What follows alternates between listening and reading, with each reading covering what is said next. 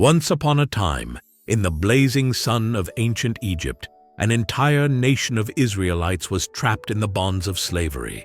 Day by day they toiled without rest, their spirits dwindling under the harsh rule of Pharaoh. But even in the darkest moments, a flicker of hope remained. This hope was carried by one man, Moses, chosen by God to lead his people to freedom. Moses, with a heart full of courage and faith, went before Pharaoh. With his staff in hand and his brother Aaron by his side, he demanded, "Let my people go." But Pharaoh's heart was hard, and he refused. This defiance led to a series of terrible plagues upon Egypt, turning water to blood, filling homes with frogs and locusts, and blotting out the sun. Finally, the night came when the firstborn of Egypt was struck down, and in his sorrow, Pharaoh relented. "Go, leave my land," he commanded.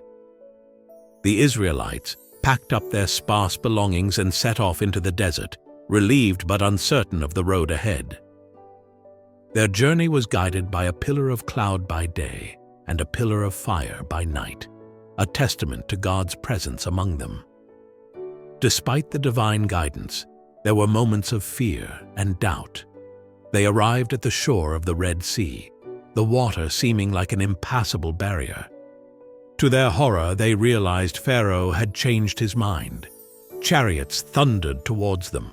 Their escape appeared to be a tragic illusion.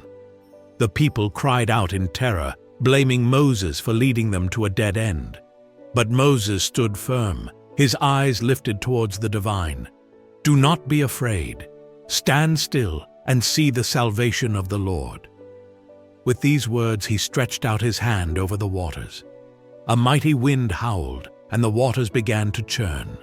The sea split in two, creating a path through towering walls of water on either side.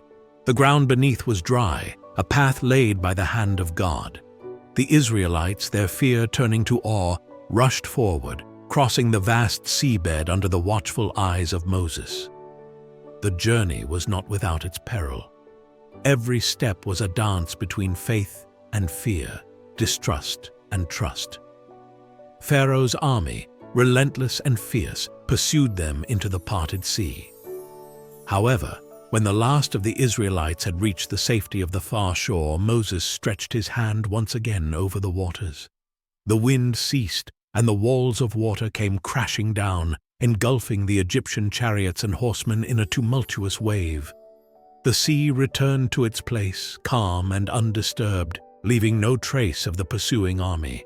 On the opposite shore, the Israelites stood in stunned silence, their hearts pounding with the realization of their miraculous escape. Joyous cries soon filled the air. They were free, free from the chains of Egypt, free to worship and follow God to their promised land. In the days that followed, songs of praise and gratitude echoed across the camp.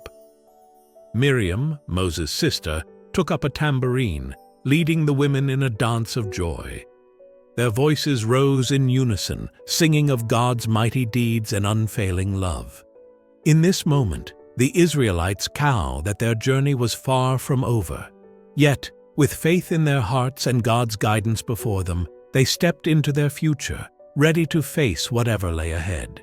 The story of Moses and the parting of the Red Sea remains a timeless tale of faith, courage, and divine intervention, a reminder that even in our darkest hours, miracles can pave the way to freedom.